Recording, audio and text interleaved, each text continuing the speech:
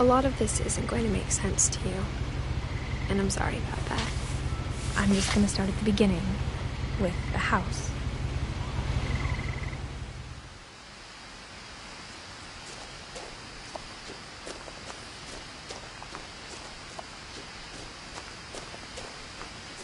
I lived here until I was 11, but I wasn't allowed inside half the rooms.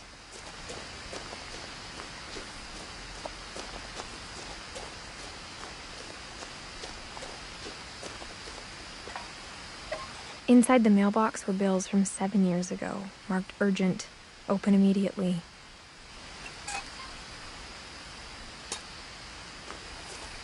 I hadn't been back since my brother Lewis's funeral.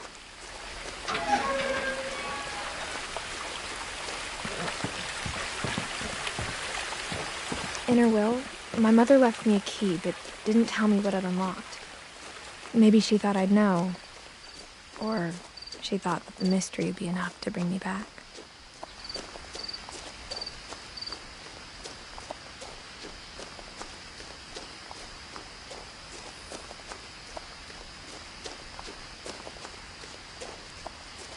No one had driven this way in a long time, but I saw a few hoof prints.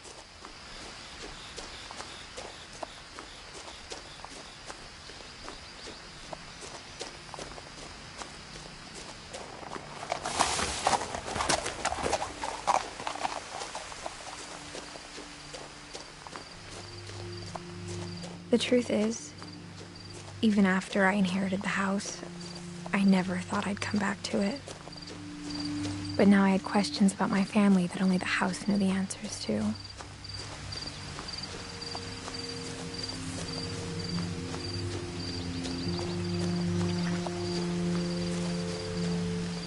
The house was exactly like I remembered it, the way I'd been dreaming about it.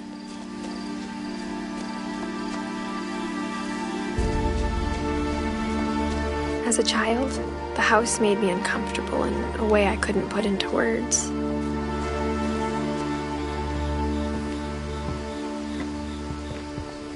Now, as a 17-year-old, I knew exactly what those words were.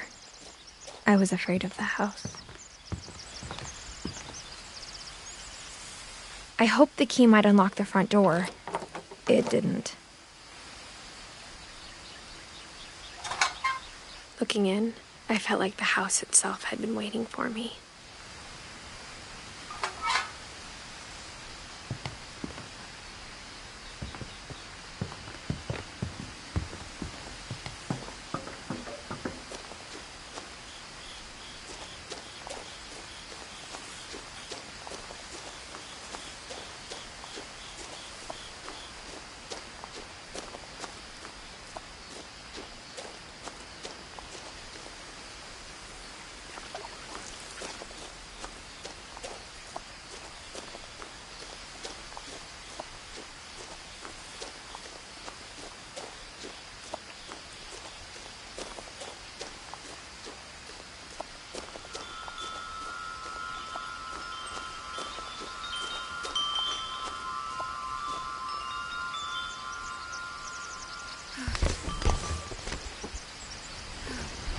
Crawling through the doggy door used to be a lot easier when I was 11.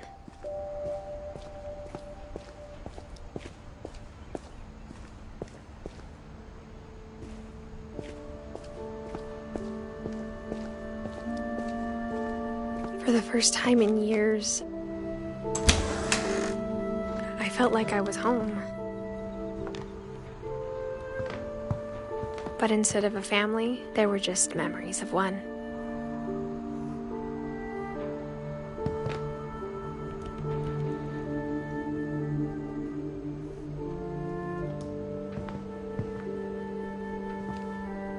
Like how only one restaurant would deliver to our house, so we had Chinese a lot.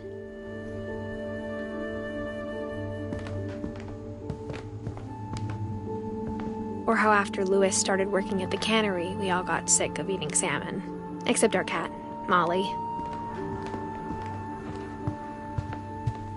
The table was still a wreck from the night we left. It was like a bomb had gone off, killing everyone but sparing the furniture.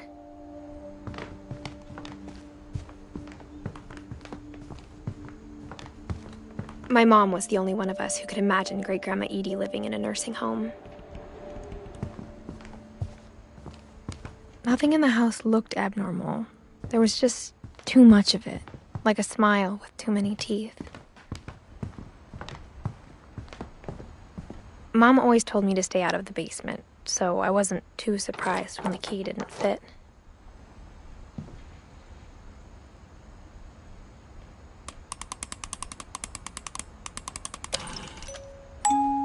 Great-Grandpa Sven built a music box for Barbara, along with the rest of the house.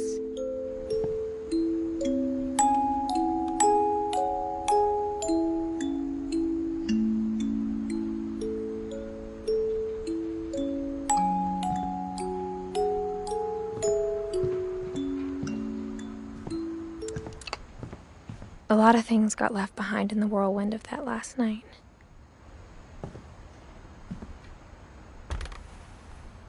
Edie told me once that every Finch who ever lived is buried somewhere in the library.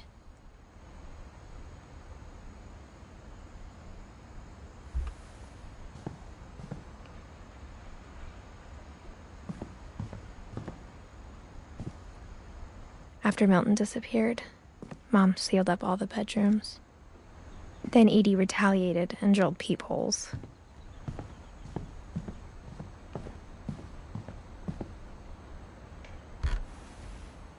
The last time I was in Edith Sr.'s room, I was 10 and she was painting my portrait.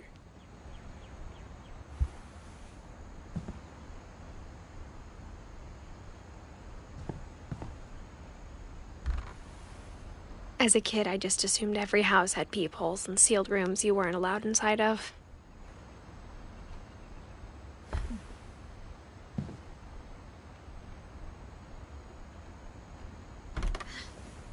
My Grandpa Sam spent 7 years sharing a room with his dead brother, Calvin.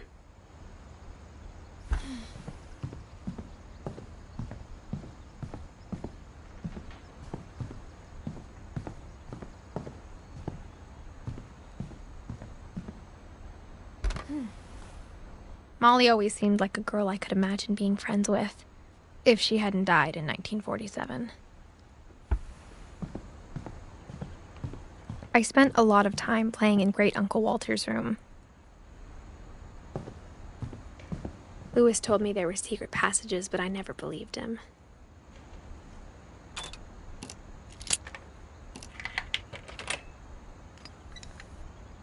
Turns out, my mom was really good at keeping secrets. Now it was time to find out what my mom had been afraid of.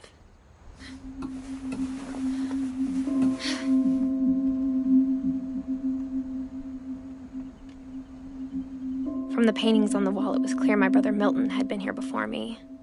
Reading this, maybe it sounds like I had a plan, but I had no idea what was behind that door. Just like I had no idea where all this was gonna lead.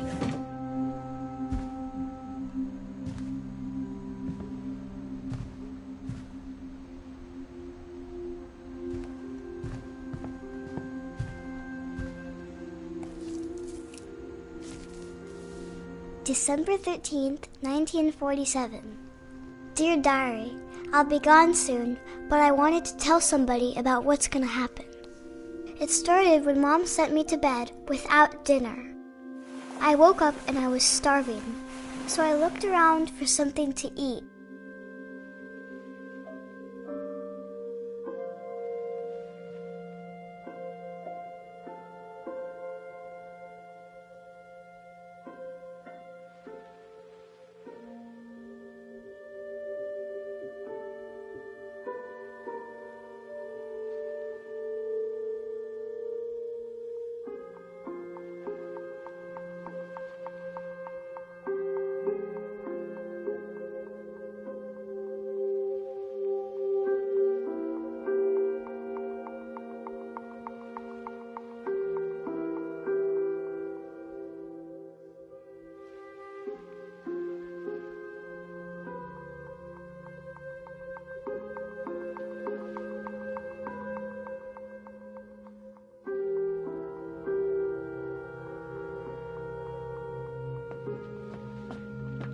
The gerbil food was dry, but I didn't mind it.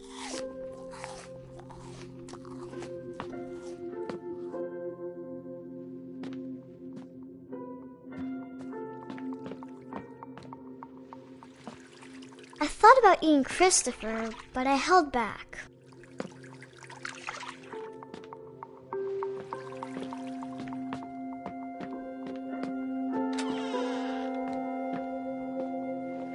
I kept eating and eating.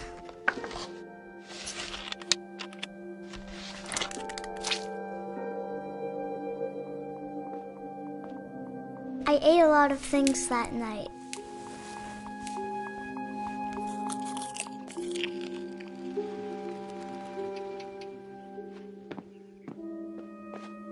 Then I heard chirping outside my window. It was a barn swallow going back to her nest. I reached out for her.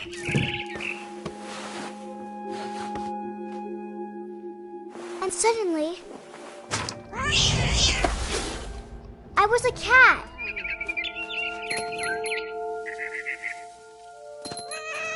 I tried to be quiet, but the bird was really scared.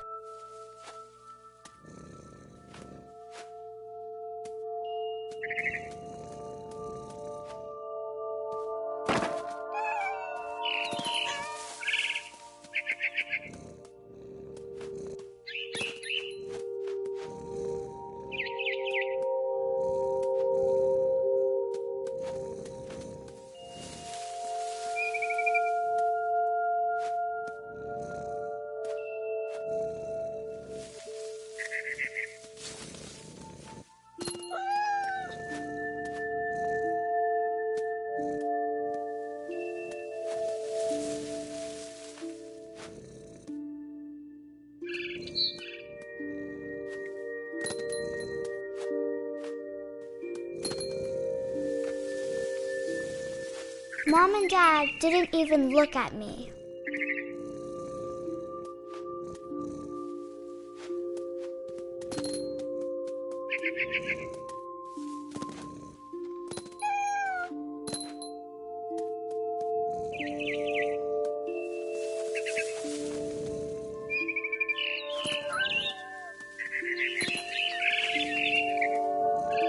I jumped and I almost got her.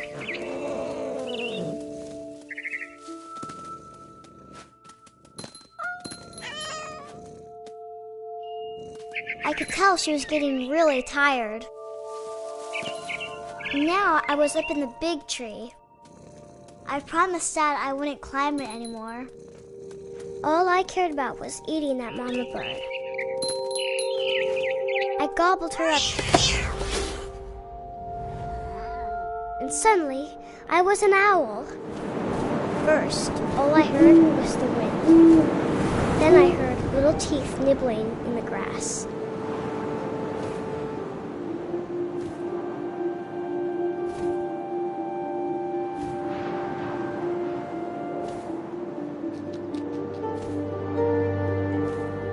Rabbits.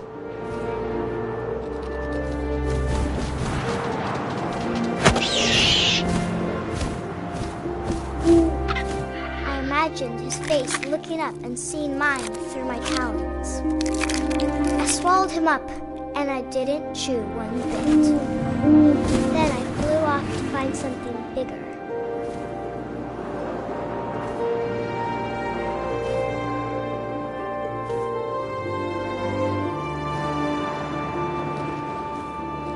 A mama rabbit.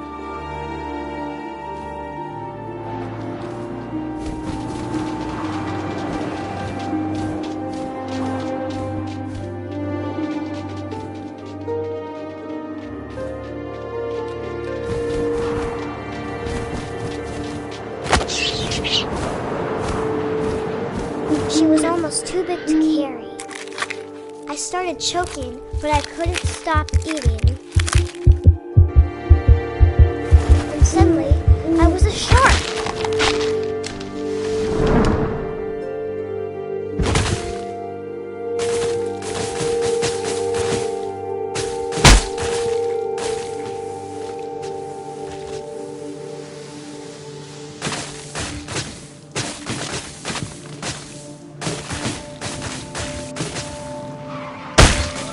I rolled off the cliff and into the ocean.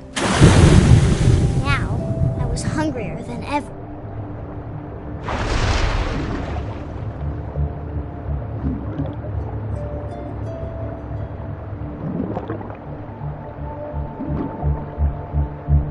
I wanted fat, juicy seals.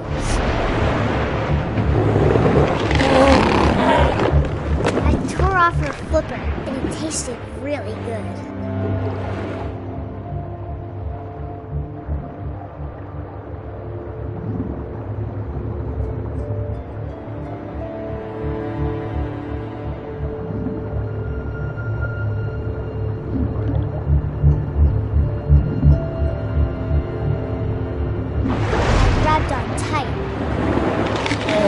So hungry, I jumped out of the water. When I opened my eyes, everything had changed.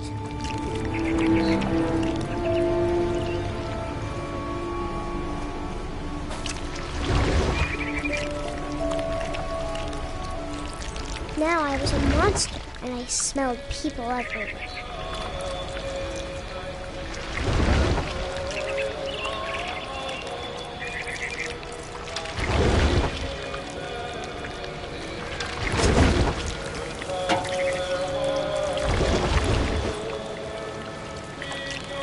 I was big, but I moved real quiet.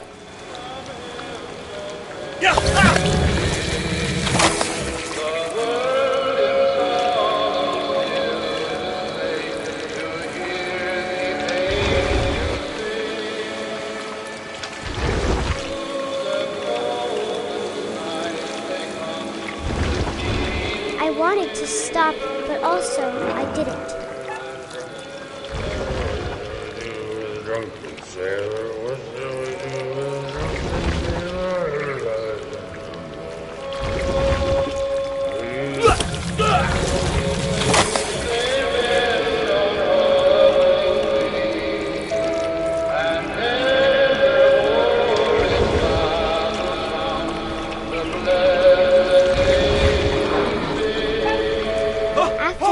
Passenger, I was still hungry. And to cross the water, I smelled something new. Something I had to have, so I swam towards it.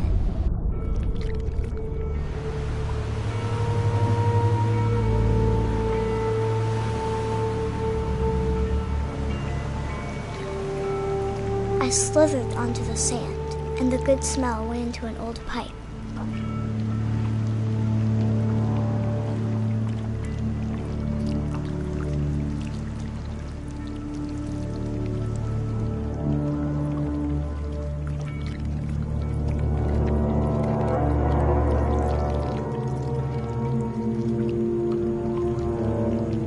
I got closer and closer.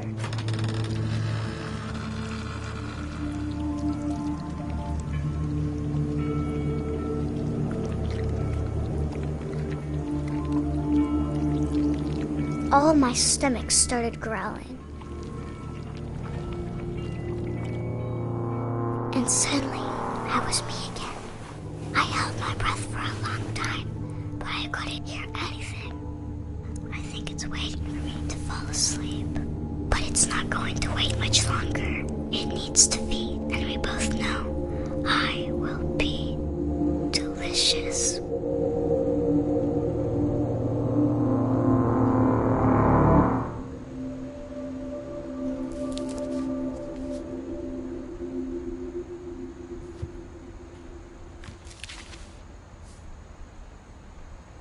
I'm not sure if I believed all of that, but I'm sure Edie would have.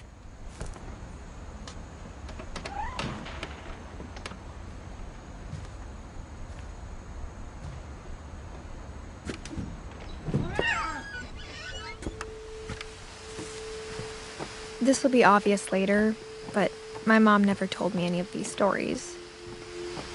Edie would have, but Mom didn't like bringing up the past. Though, when we adopted a stray kitten, she was the one who named it Molly. I spent a lot of time in Great-Grandma Edie's room. When Edie told people Sven was killed by a dragon, she could also have said he was building a dragon-shaped slide that collapsed. She could have, but she didn't. One summer, they evacuated the island, but Edie refused to go. For a few weeks, she was a celebrity.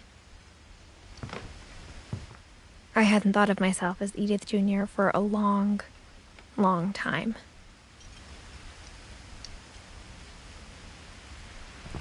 Edie gave a big interview about a mole man living under the Finch house.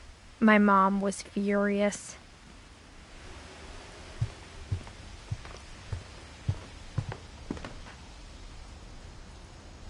Her room was like a museum.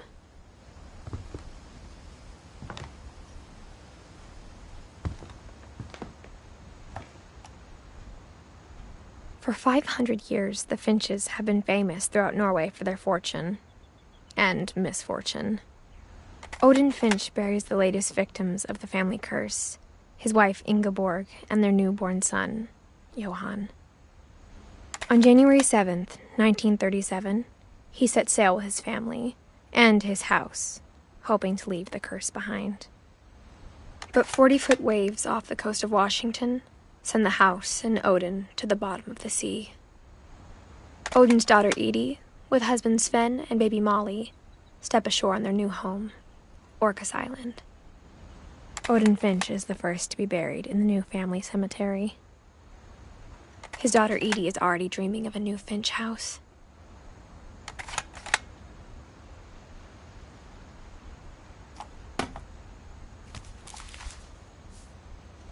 Whatever's wrong with this family, it goes back a long ways.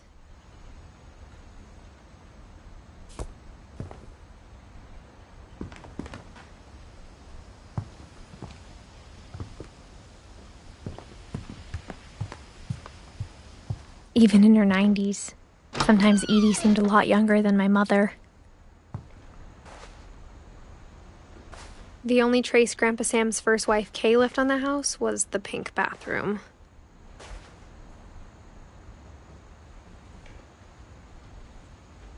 It was a pretty big trace.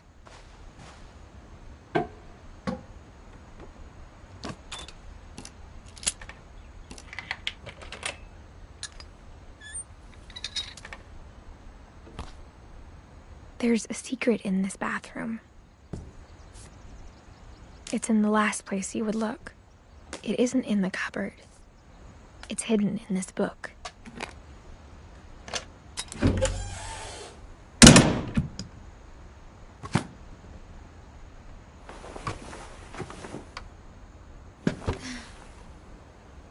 Sven gave Sam an old camera he'd refurbished.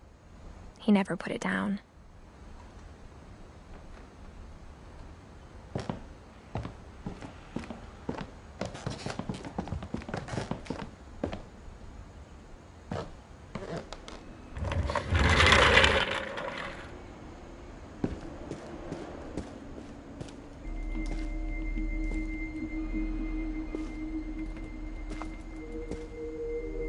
I knew Grandpa Sam had a twin, and that he never talked about him. I guess my grandpa didn't like history any more than my mom did.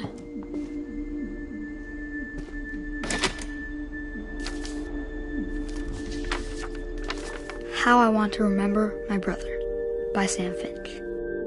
The thing I remember is that when he made up his mind, that was it. My brother said he'd die before he ate another mushroom, and he did.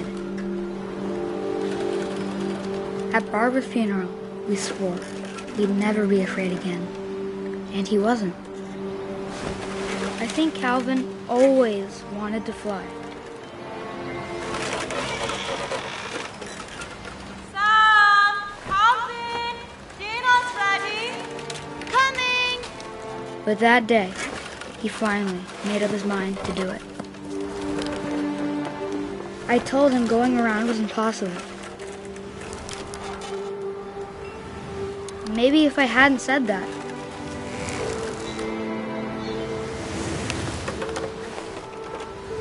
Calvin, I'm not gonna tell you again. Maybe if the wind hadn't picked up. then maybe he'd still be here. But I doubt it. I think he'd already made up his mind. That's what I want to remember about my brother.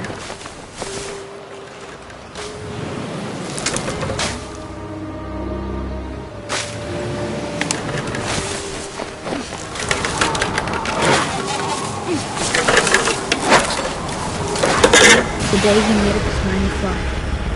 And he did.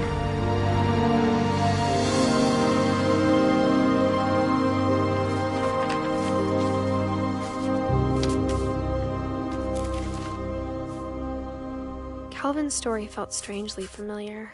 When I was younger, I remember trying to do the exact same thing. After the funeral, Edie roped off Calvin's half of the room.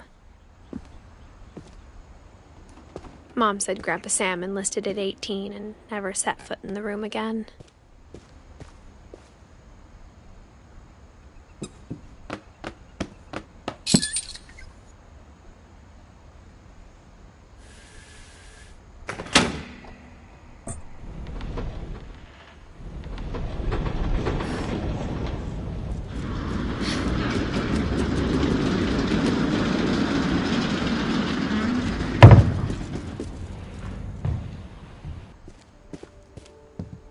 The passages were a pretty tight fit. They'd obviously been built for smaller hands and bellies.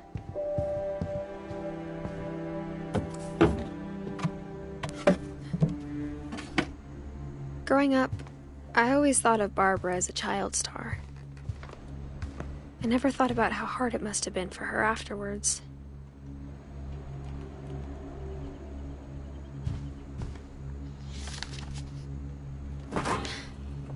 Of all the stories people wrote about Barbara's death, I'm surprised Edie saved this one.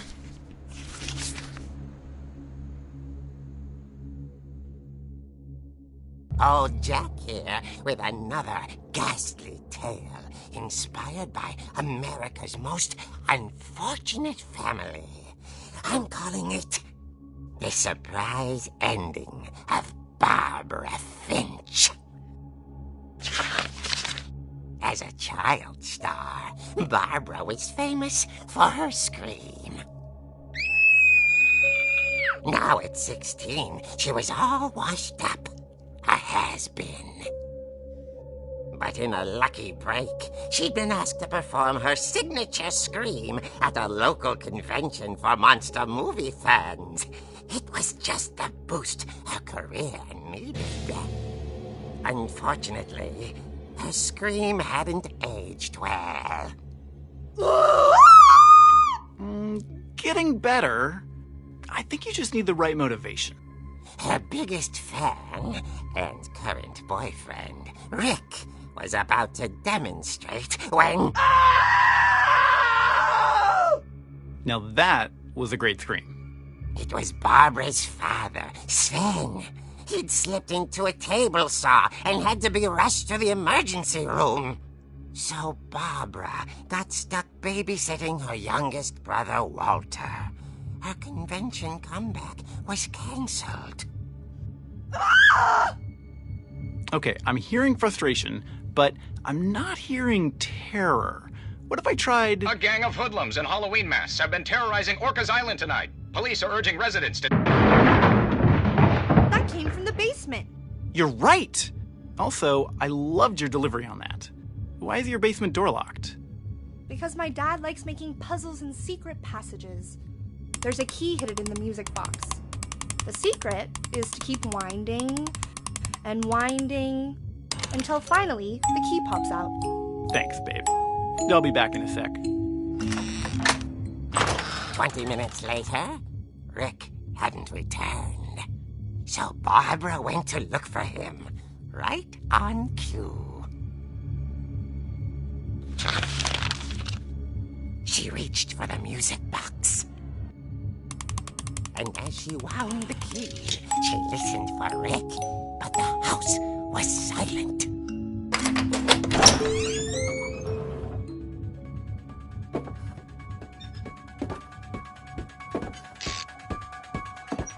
She found Rick's crutch and imagined the worst.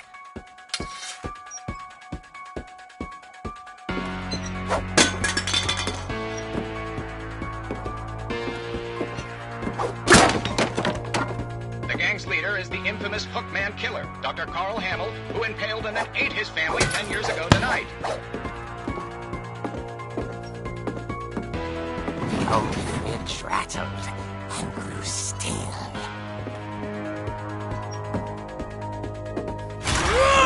Oh dear!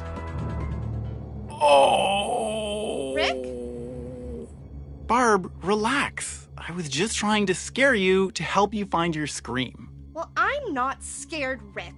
I'm furious. Then act furious. All I'm getting from you now is that you're hurt and confused and She threw him out, but she kept a little something to remember him by. Barb, have you seen my other crutch? And she was still holding it when she fell asleep watching the late picture show. Hours later... Barbara! Walter, what's going on up there? Ah! Okay, I'm coming up, but if this is a trick, you're dead, Walter.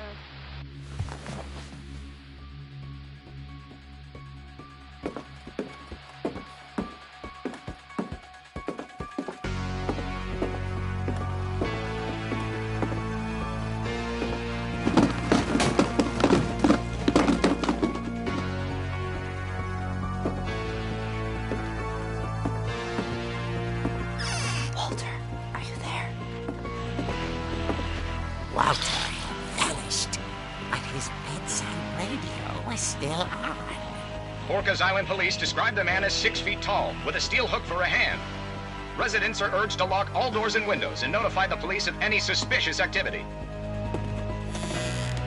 Barbara turned, saw the Hookman, and was speechless. He was quite smashing.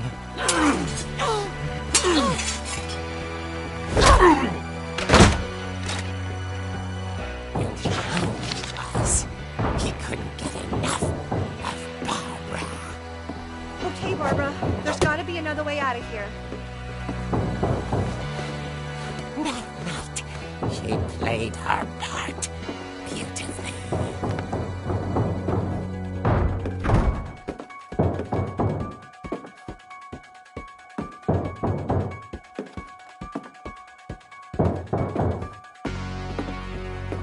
She thought about abandoning Walter, but just couldn't do it. Molly's door hadn't been opened in years. The hinges groaned.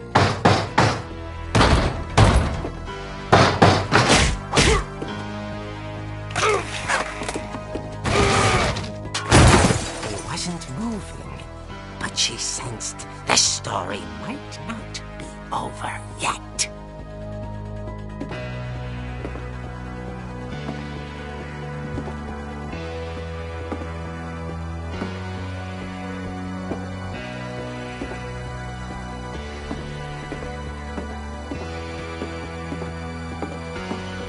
The Hookman had vanished. She listened for his breathing, but all she heard was...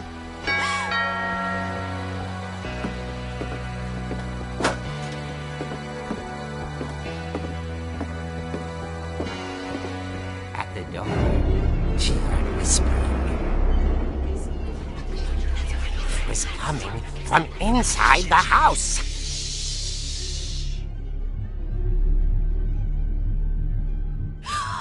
Oh dear.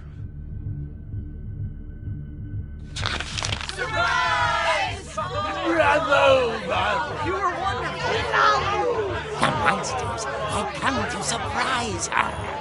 For Barbara, it was a dream come true.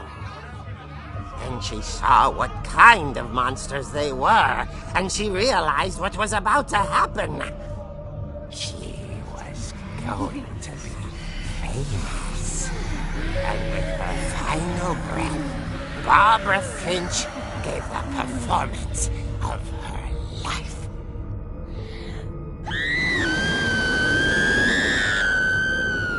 wasn't there myself, but I hear Barbara was magnificent. Poor girl. She had a taste for stardom. But unfortunately, so did her fans. Of course, the police blamed it all on poor Rick, who disappeared the same night. And little Walter, hiding under his bed the whole time. He took it all pretty hard, but that's another story. As for Barbara, tucked inside the music box is all they ever found of her. Her ear.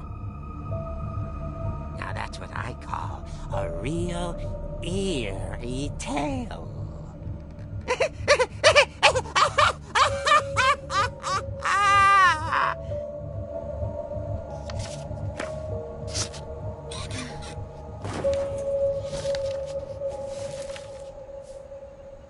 Edie told me all Barbara wanted was to be remembered, as absurd as that comic was. Maybe what Edie saw was a happy ending.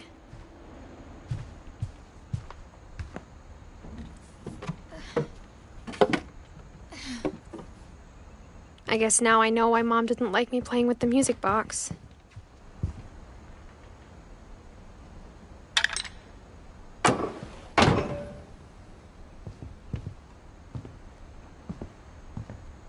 Whenever people ask me about my family, the first thing they always want to know about is Barbara.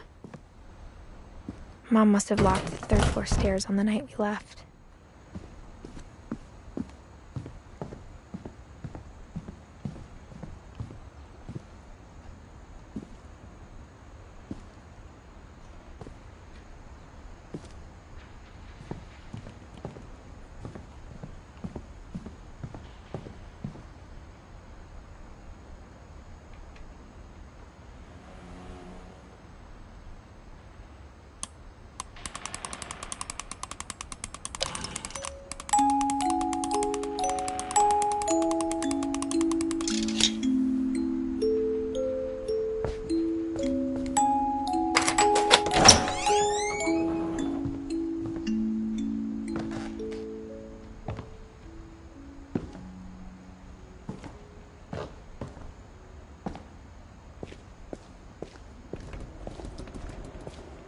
Mom said the basement was off limits, unless I wanted another tetanus shot.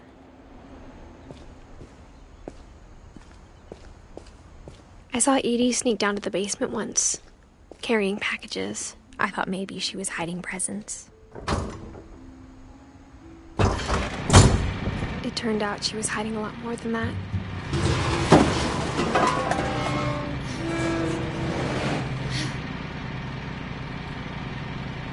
I remember asking Mom once about where Walter had gone.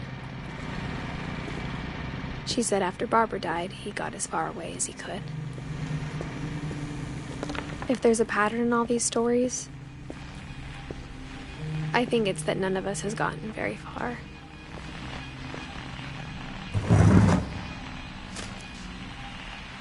Goodbye, everyone. I can't believe I've been down here for 30 years. On that first day, after the shaking started, I didn't think I'd survive a week.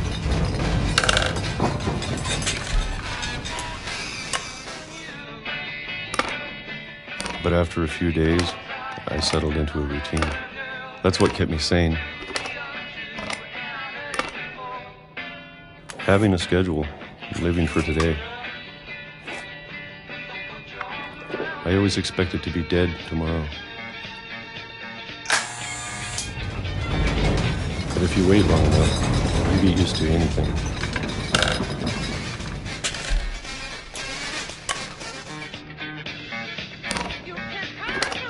Even a monster on the other side of the door starts to feel normal. Almost friendly.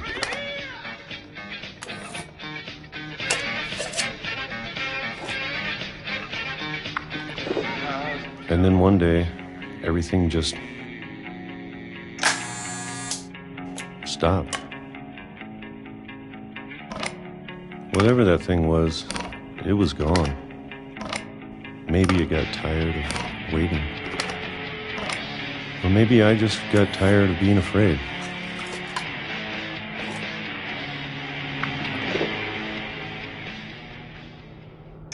It's been a week now, the longest in 30 years. I'm done waiting. I have to leave while I still can.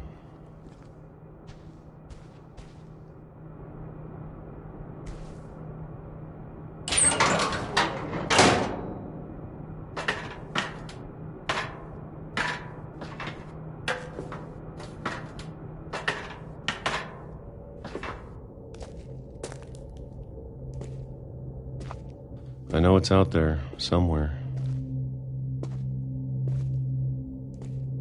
Whatever killed Barbara and Molly and Calvin.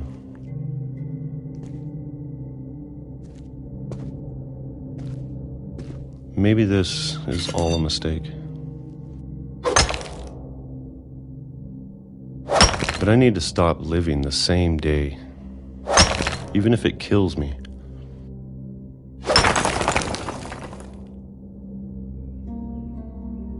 Whatever's out there, I want you to know I'm ready for it.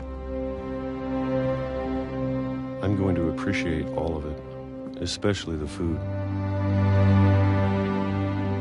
I don't mind if I only have a year left, or a month, or a single week. I'd be happy with one new day. I can already imagine the sun on my face.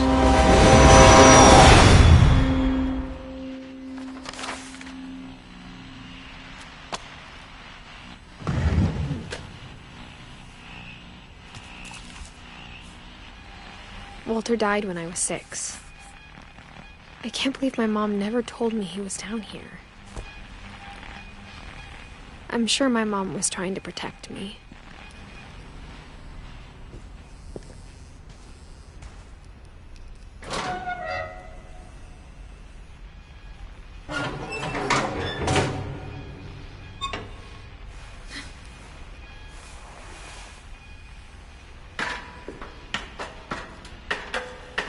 Maybe she was afraid I'd end up like Walter.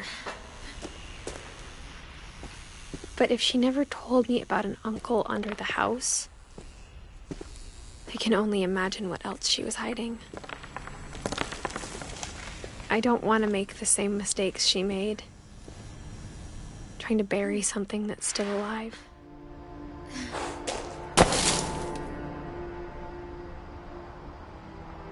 Now that there's only one of us left, or maybe 2, I thought it was time I heard the stories for myself and found out what happened to everyone else. But now I'm worried the stories themselves might be the problem. Maybe we believed so much in a family curse, we made it real.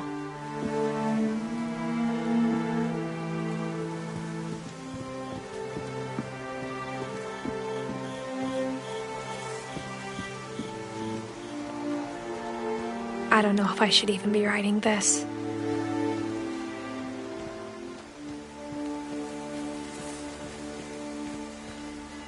Maybe it'd be better if all this just died with me.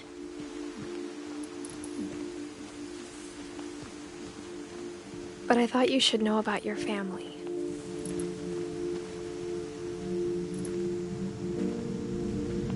And the history you're a part of.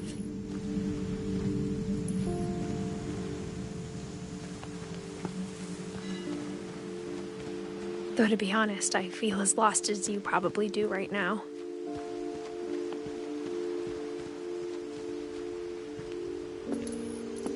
I think the people in these stories believed them, for what that's worth.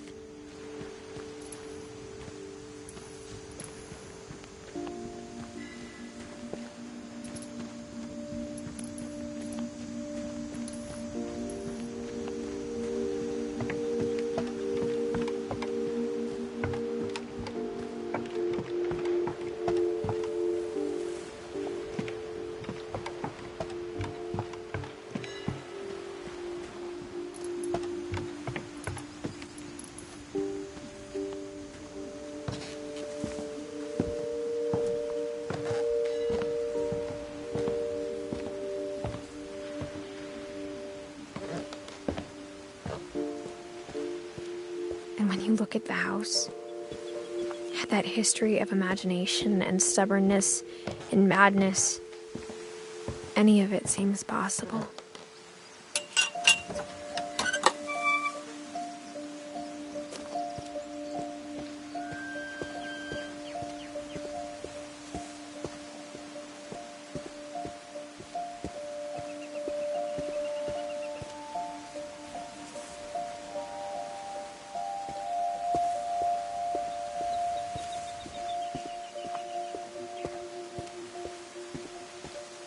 I think we've been surrounded by death for so long, we've just gotten used to it. What kind of family finishes building a cemetery before starting the house?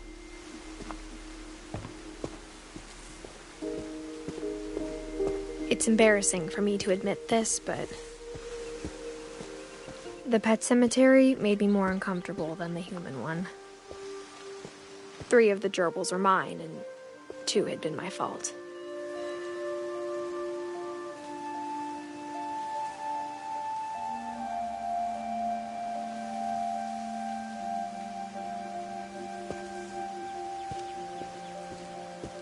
Sven built the house, but it was Edie who designed the cemetery.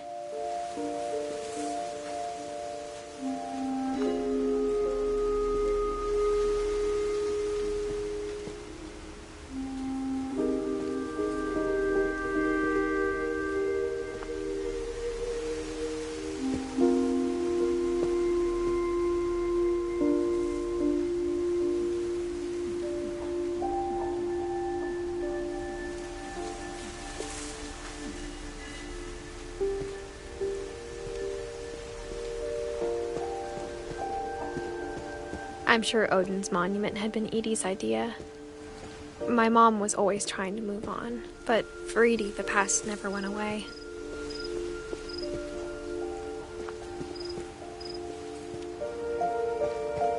She could see it poking out of the water at low tide.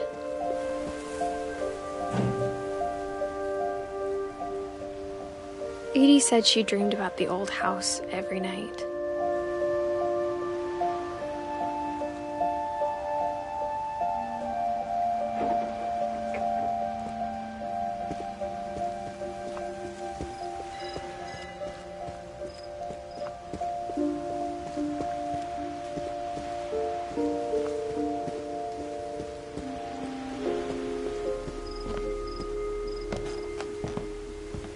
But the older I get, the more I can see where my mom was coming from. Her dad had been pretty strict, but it wasn't enough to save her brothers. She was just trying to do better. She lost 2 of her brothers, just like I did. I get why she tried so hard to protect us. There's so many things I wish I could ask my mom now. Part of me thinks this is what she wanted all along. For me to come back someday and find everything out for myself.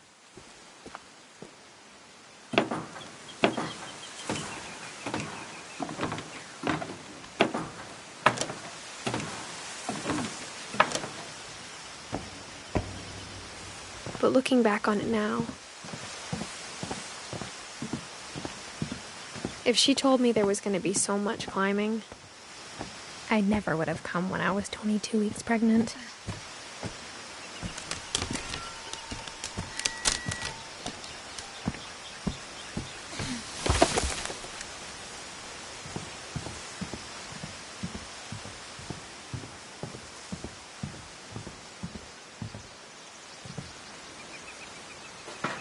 I never met Grandpa Sam, but I think he and my mom had a lot in common.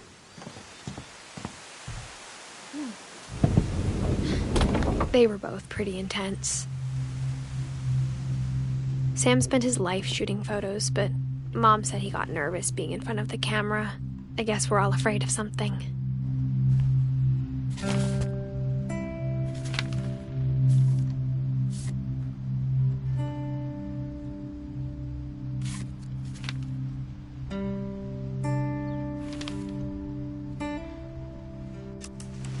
Dawn, I promise, you'll never forget this weekend. Yes, sir. These memories are gonna last a lifetime. Hmm? Perfect. Am I gonna have to shoot anything? It's gonna rain the whole weekend, isn't it? I will never forget this weekend, Dad. Okay, got it. I'm gonna take some pictures, okay? Just be careful. That camera's older than you are. Hey! That's a keeper. Definitely should not have drunk all that coffee. I'm just saying, I'm not always gonna be here, Don. You'll need to remember this stuff, if you want to survive. I'll be fine, Dad. You know who else thought he was gonna be fine? Some guy who died. Don, I'm being serious. I know, Dad. You're always serious. Doesn't being out here make you want to chill out? Well, to tell you the truth, I haven't been out here in 20 years.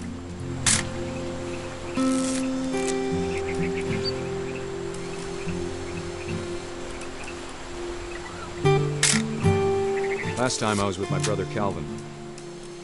Man, that was a great trip. Dad! Good eyes, Don. Before you take the shot, let me get a picture of you. Dad, I... Just breathe. Turn off your imagination. Focus on your target.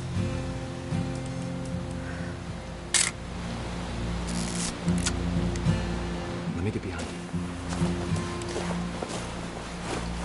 Do I have to do this? Don, you don't have to do anything. But if you want to survive, you'll need to be strong. Great shot, Don!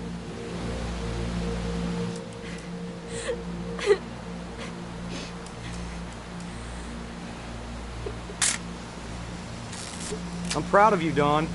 Always remember that, okay?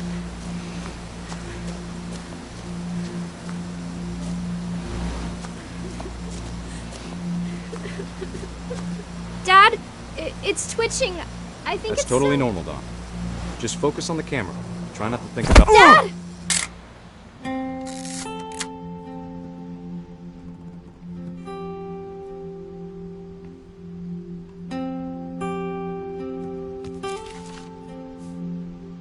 Of all these stories, that's the one I wish most that my mom had told me.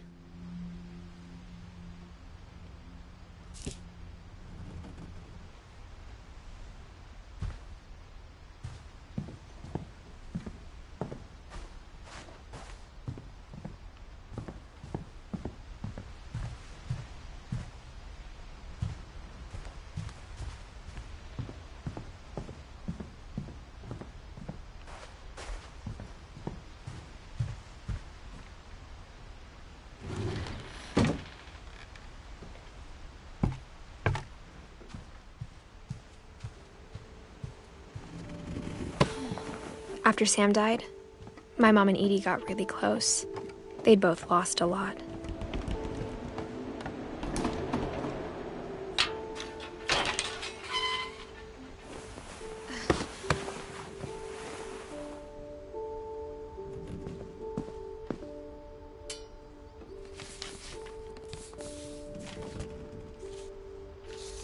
Dear Kay, do you remember the way Gregory used to laugh when he thought he was alone? Like something funny was happening, but only he could see it. I think he saw things the rest of us don't.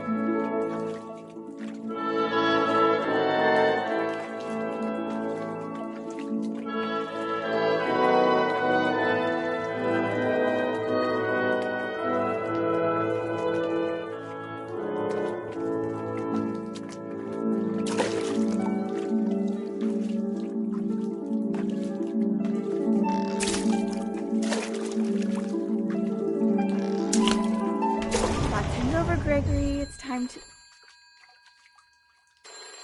Hold on, sweetie. Hello? Sam, I told you I don't want to talk right now. I wonder what he saw. What his world was like.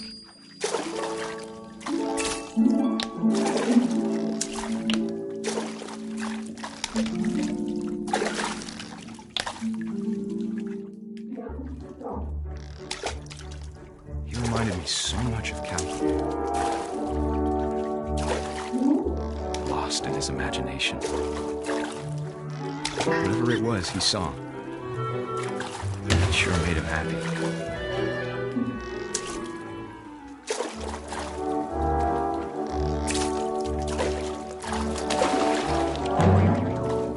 I know how silly it sounds.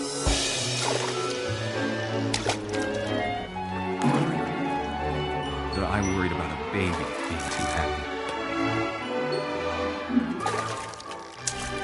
But I could feel her slipping away. Sorry about that, Gregory. I know you did everything you could. Maybe if I hadn't called that night.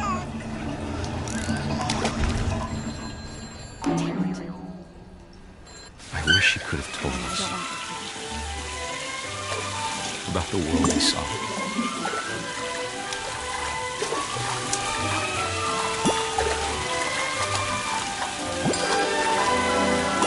There's so much I don't understand about Gregory. About everything.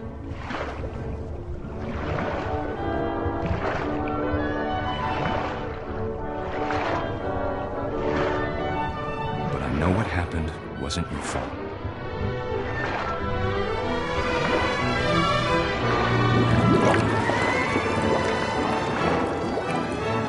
I'm sure he's happy. And he'd want you to be happy too. Good luck, Kay. Love, Sam.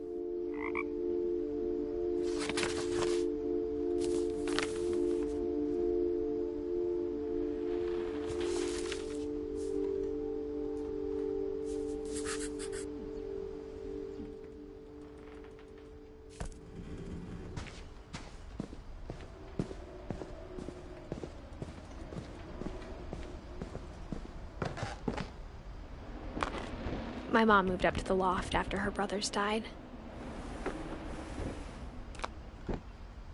At the time, it was as far away as she could get.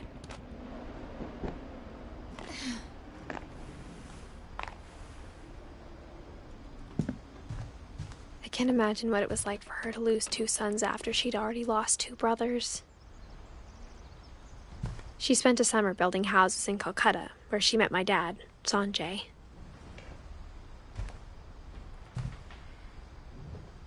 My mom moved to India a week after graduation and got a job teaching English.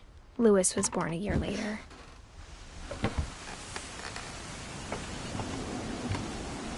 When my dad died, I don't think Mom knew where else to go. I'm sure Edie was happy to have her back. The house had to get a little bigger, but Edie was used to that. And for a while, things were good. Almost normal, but it didn't last.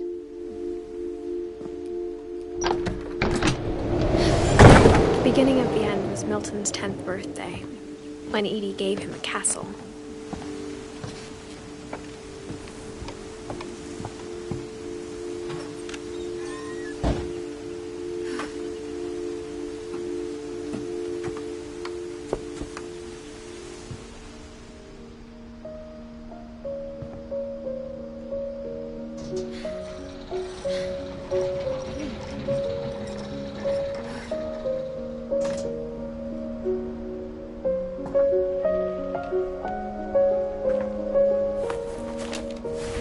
Milton Finch in The Magic Paintbrush.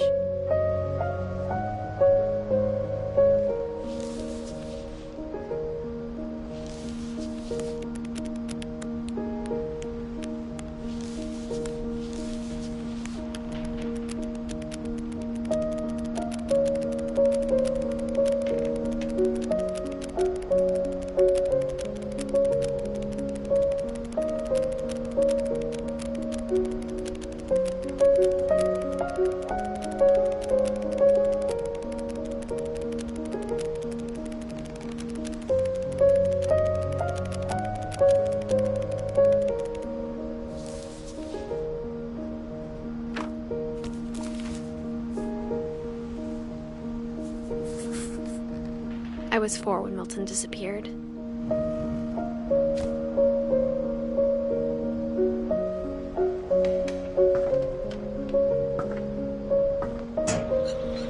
Mom spent months searching for my brother. Then she sealed the doors.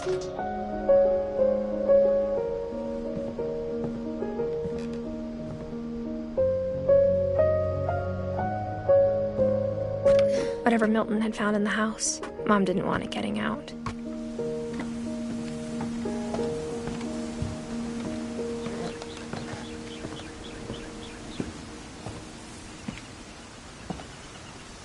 Mom definitely blamed Edie, but I think Louis blamed himself. After he graduated, he just spent more and more time in his room, until Mom got him a job at the cannery.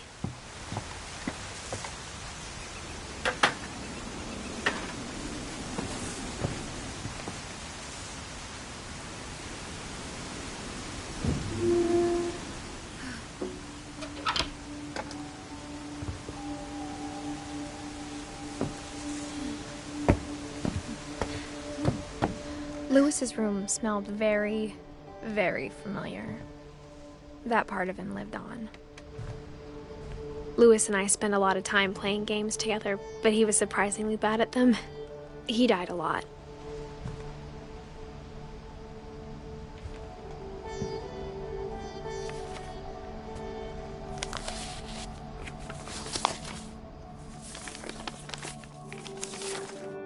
Dear Mrs. Finch, as Louis's psychiatrist, I can understand your desire for an explanation.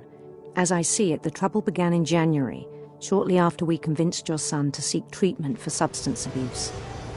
Newly sober, I believe Louis first noticed the monotony of his daily life.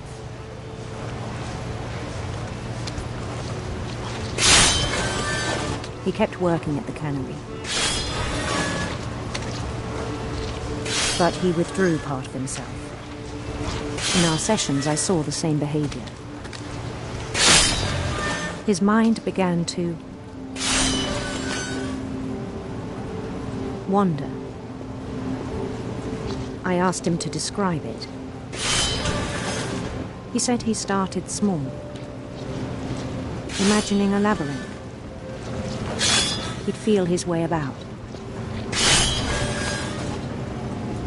Then something moved. Bats. And toads.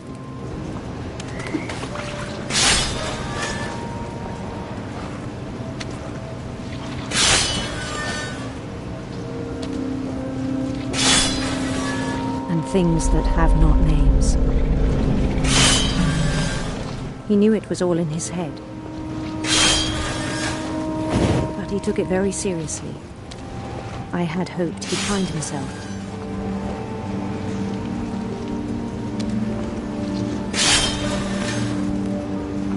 But he found something more. I worried about him then. Daydreaming at the cannery. I spoke with his boss. But he said Louis had become a model employee. Methodical, tireless, focused. Like a whole new Louis. So I let him go on.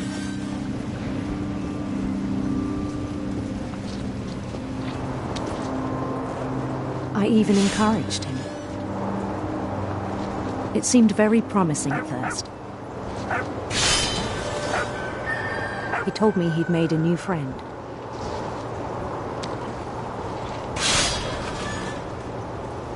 On the edge of a city he named Louis Topia. He built the city up slowly, brick by brick. Then he made musicians.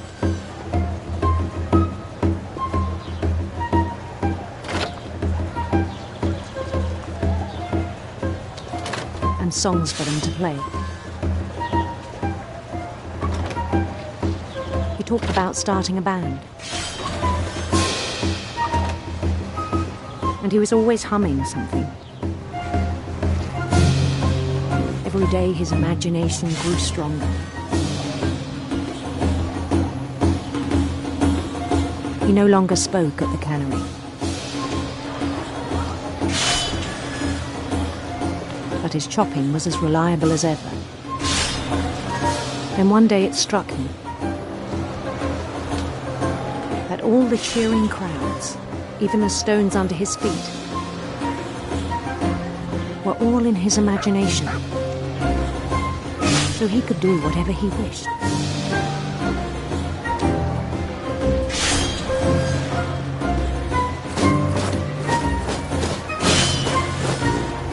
He held an election for mayor, and he won. They begged him to stay, but his mind was already wandering. It became a game for him.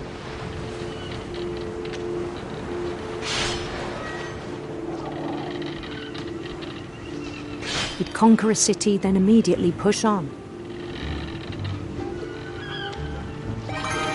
New Louisville.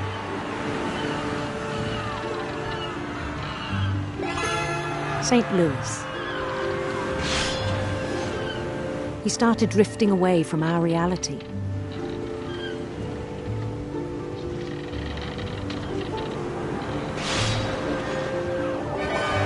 Minneapolis, until one day he forgot to go home from the cannery. Even as his mother pleaded with him, part of Louis kept sailing on.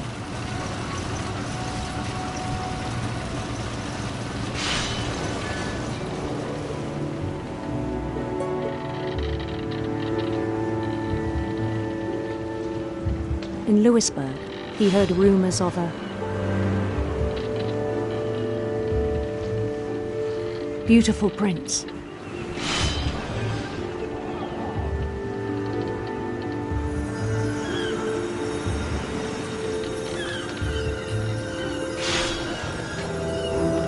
The prince was on his own quest for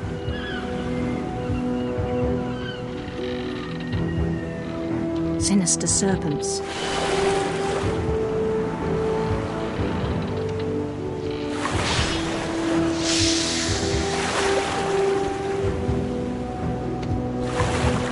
He followed the sound of his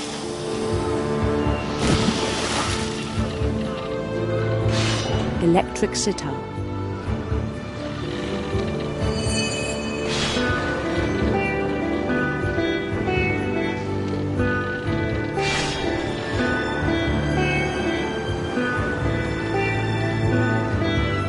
His chase led him to a golden palace east of the sun and west of the moon. Even then, his logic remained sound. He knew the world was all in his imagination.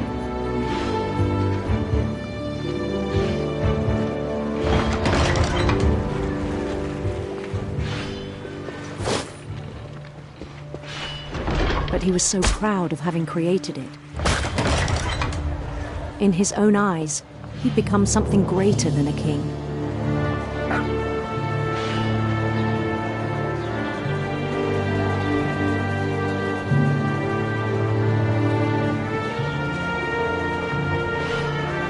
For someone who'd never known success in the real world, I think it was overwhelming. And then it struck him that the real Louis was not the one chopping salmon, but the one climbing the steps of a golden palace.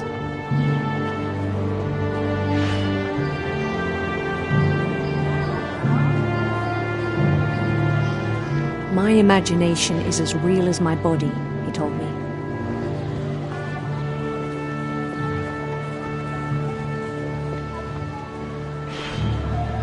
It was hard to argue with him.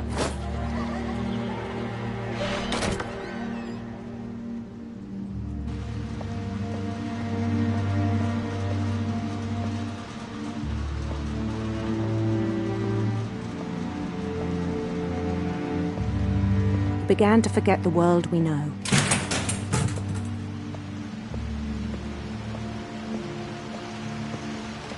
I think it pained him to remember Louis, the cannery worker.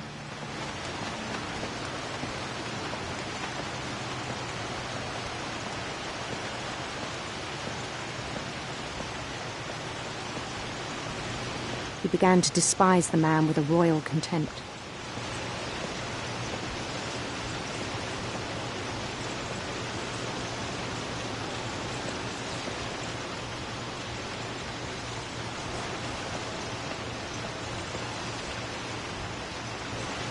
I still thought I could save him. Even after he said he was being crowned king over all the lands of wonder.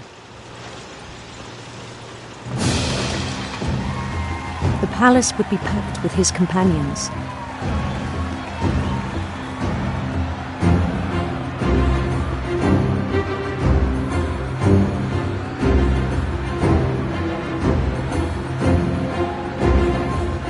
Including the wise Calico who'd insisted on inviting me.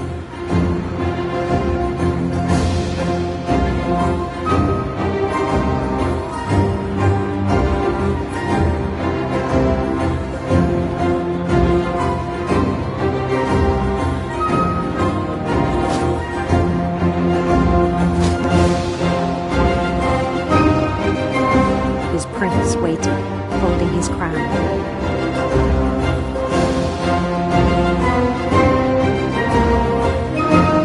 There was only one thing left to do.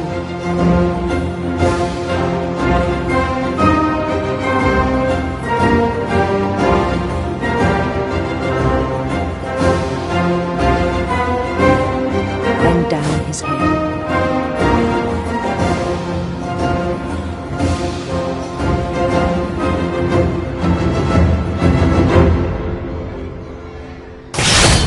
And the rest I think you know. Mrs. Finch, your son was a kind man who will be missed by all of us who knew him.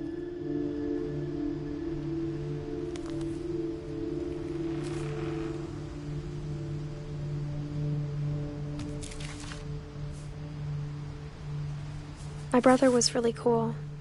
I wish you could have met him.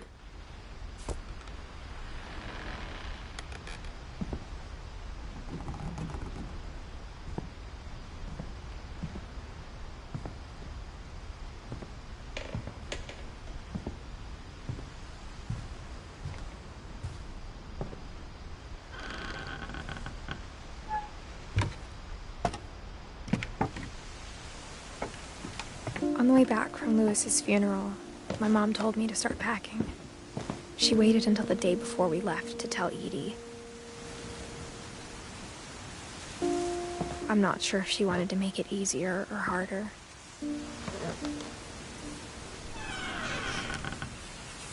I wish we'd stayed. But I understand why we left. My mom ended up leaving everything behind.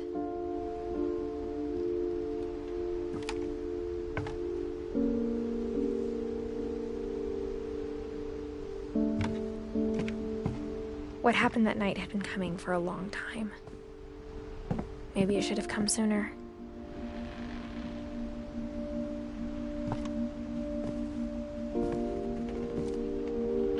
But it had to end one way or another. All that's left now is to tell you about that last night.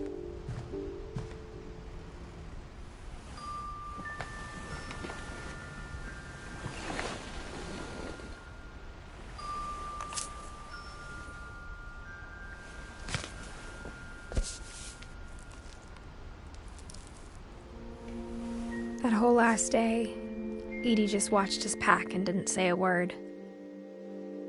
Until supper, when she raised her glass and said, "To our final night together, and all our final nights apart." Grandma, you know what I said about alcohol. Some of your medications are very Edith, specific. I left a present for you in the hallway. Why don't you go open it? The grown-ups have to argue now. I'm sorry, you're right. We're all leaving tomorrow. Let's just enjoy our last... I'm not leaving. Edith, you're excused.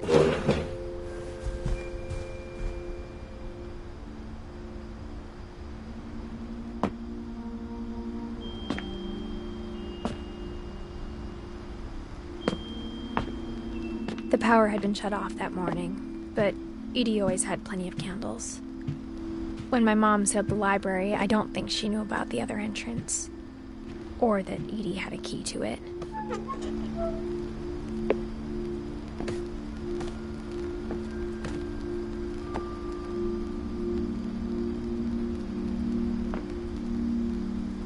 That thing you're afraid of isn't going to end when you leave the house. Edith has a right to know these stories. My children are dead because of your stories. I think it's best if Edith and I leave tonight. We'll have the nursing home send a van for you in the morning, okay?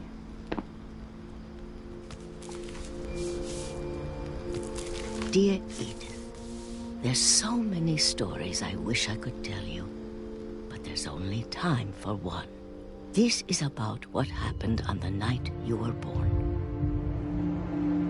That night, the tide went way, way out. It was the first and last time I ever saw the old house aground. There'd been an earthquake out in the middle of the ocean. They called it the lowest tide in 1,000 years. God, it smelled awful. You know, I've seen that house every day of my life.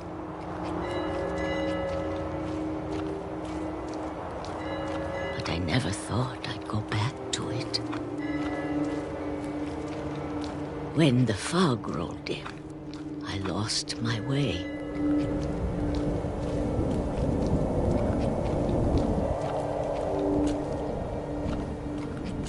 I got turned around.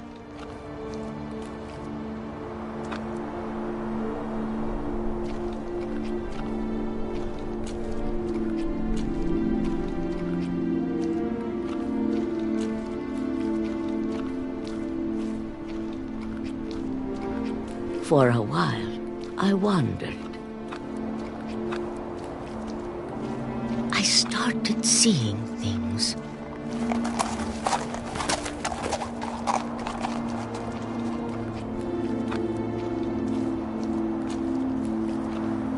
Things I'd forgotten had ever existed.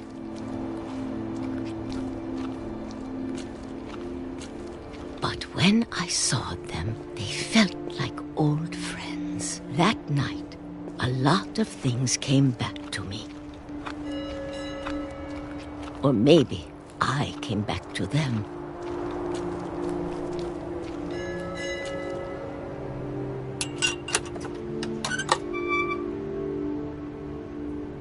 Things I can't explain, but that I need you to try and... Edith, what are you doing in here? It's mine. Edith! Mom, you're gonna rip it! Let go!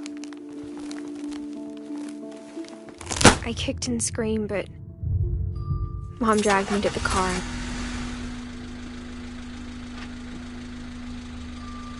I never saw Great-Grandma Edie again. The next morning, the van came to pick her up, but she was already gone. After that, we moved around a lot.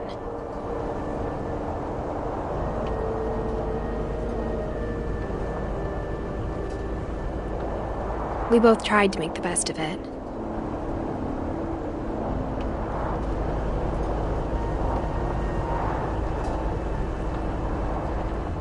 A few years went by.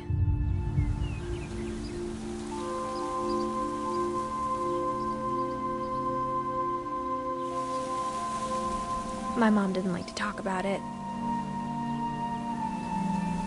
but she started getting sick a lot. The rest happened pretty quickly.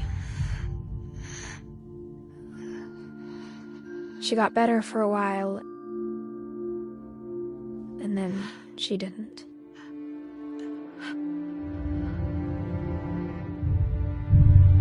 And then I was alone.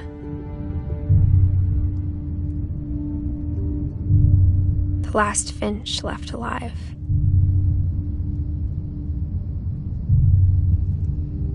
Until I found out about you. I'm still not sure what to tell you about all this. If we lived forever, maybe we'd have time to understand things. But as it is, I think the best we can do is try to open our eyes. And appreciate how strange and brief all of this is. This journal was supposed to be for you. but now I hope you'll never see it. I just want to meet you and tell you all these stories myself. But I guess if you're reading this now, things didn't work out that way.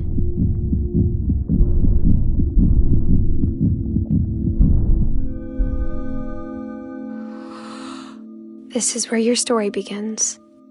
I'm sorry I won't be there to see it. It's a lot to ask, but I don't want you to be sad that I'm gone. I want you to be amazed that any of us ever had a chance to be here at all. Good luck.